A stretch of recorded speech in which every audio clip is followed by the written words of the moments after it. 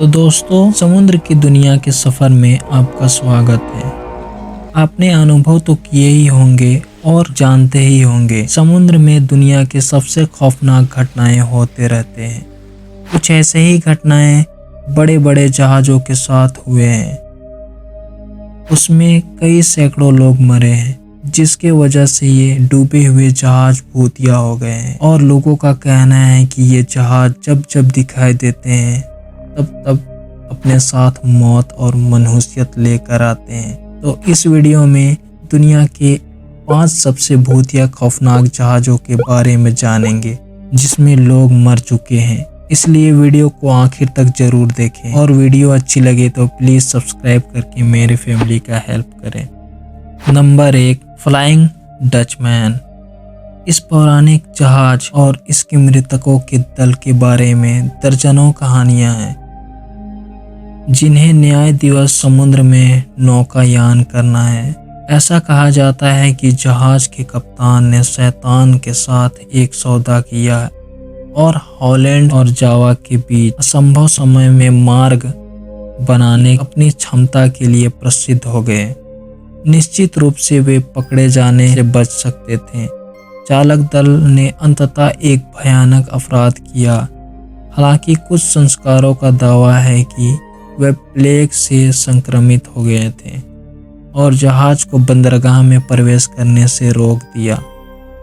प्रवेश से इनकार किए जाने से निडर और रिकॉर्ड गति से नौकायान करने की अपनी क्षमता में अस्वस्थ कप्तान ने एक भयानक तूफान के दौरान केप ऑफ गुड होप को गोल करने का प्रयास किया।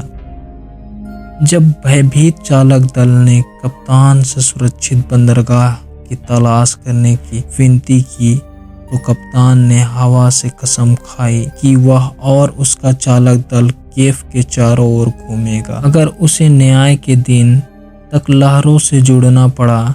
जहाज तूफान में डूब गया और उसमें सवार सभी लोग मर गए, लेकिन कप्तान के वचन के अनुसार फ्लाइंग डचमैन अपने श्रापित चालक दल के साथ समुद्र में नौकायान जारी रखा।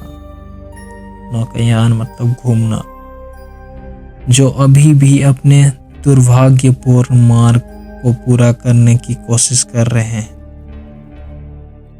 सैकड़ों लोगों ने इस भूतिया जहाज को देखने का दावा किया है, जो माना जाता है कि पाल के बजाय अपने मस्तूलों के चारों ओर एक भयानक चमकती धुएं के साथ लहरों के ऊपर मंडराता है। माना जाता है कि यह जहाज आसन्न कयामत का अग्रदूत है। सबसे प्रसिद्ध दृश्यों में से एक 1800 के दशक के अंत में वेल्स के राजकुमार जॉर्ज द्वारा रिपोर्ट किया गया था, जब वे सिडनी और मेलबर्न के बीच ऑस्ट्रेलिया के तट से गुजर रहे थे।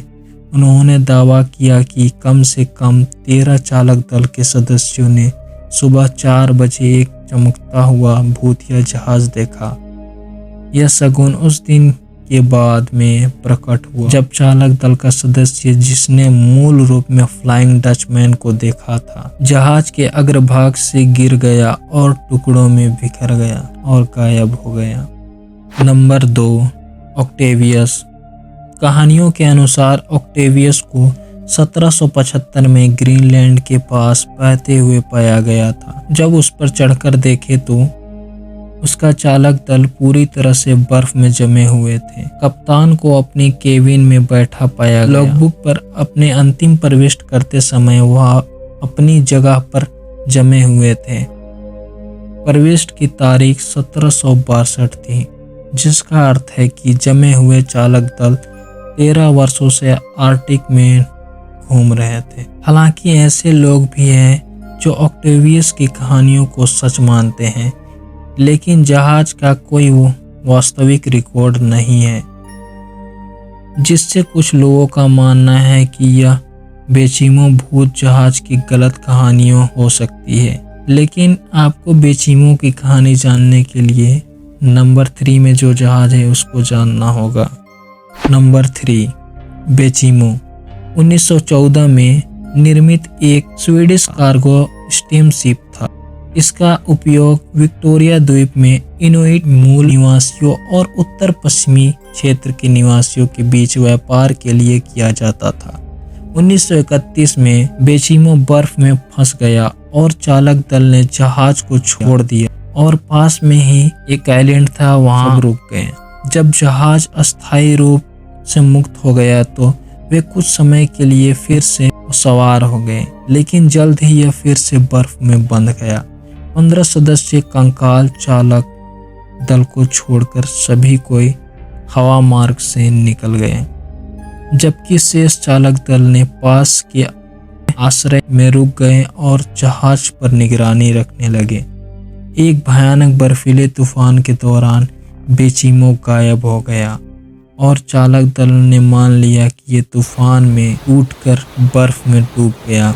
हालांकि कुछ दिनों बाद जहाज को 45 मील दूर देखा गया, जो फिर से बर्फ में फंसा हुआ था। उसका चालक दल माल को निकालने में सफल रहा, लेकिन नाव को बचाने का कोई प्रयास नहीं किया गया, जो डूबने के कगार पर आ रही थी। लेकिन बेचिमो डूबा नहीं, क्योंकि अगले 4 दशकों में इस प्रत्येक जहाज को कम से कम 11 बार देखा गया था। आखिरी बार देखे जाने की सूचना एक इनुइट मछुआरे ने दी थी, जिसने 1969 में अलास्का के तट पर बर्फ से जमा हुआ देखा था। इसके बाद चालक दल द्वारा इसे छोड़े जाने के 38 साल बाद 2006 में इसे आर्कटिक का एक भूतिया जहाज करार कर दिया गया। अलास्का सरकार ने इसके भाग्य का निर्धारण करने के लिए एक समिति का गठन किया। हालांकि इसे फिर कभी नहीं देखा गया और इसका अंतिम भाग्य अभी भी अज्ञात है। Number 4, Mary Celeste. नवंबर 1872 की शुरुआत में मैरी सेलेस्टे, उसके 8 सदस्यों और 2 यात्रियों ने 1700 बैरल अमेरिकी शराब के माल के साथ न्यूयॉर्क से इटली के लिए रवाना हुई। मैरी सेलेस्टे के 7 दिन बाद बंदरगाह छोड़ने वाले डे ग्रेटिया के चालक दल ने जहाज को पूरी पाल के साथ जिब्राल्टर की खाड़ी की ओर बढ़ते हुए देखा। हालांकि कोई संकट संकेत नहीं उठ रहा था। डे ग्रेटिया के चालक दल को संदेह था कि मैरी सेलेस्टे लावारिस हैं और उन्होंने जांच के लिए एक बोर्डिंग पार्टी भेजी। मैरी सेलेस्टे पर सवार होने के बाद डे ग्रेटिया के चालक दल ने नाव को अच्छी स्थिति में पाया। 2 हैच खुले छोड़े गए थे और वे क्षेत्र पानी से भरे थे, लेकिन अन्यथा सब कुछ ठीक था। हालांकि जहाज के चालक दल या यात्रियों का कोई संकेत नहीं था। कुछ डॉक्यूमेंट्स के अनुसार बताया जाता है कि मेज पर भोजन और चाय के पूरे कप थे। अन्य अजीब कोई चीज नहीं था, बस जहाज की घड़ी बंद हो गई थी और इसके अलावा कंपास नष्ट हो गए थे। सेक्सटेंट और क्रोमीटर गायब थे। साथ ही जहाज के अधिकांश कागजात भी गायब हो चुके थे। जहाज की लॉगबुक पीछे ही रह गई थी। लाइफ बोट को बहाव में छोड़ दिया गया था और एकमात्र बचा हुआ यात्री एक बिल्ली के साथ सोई हुई थी।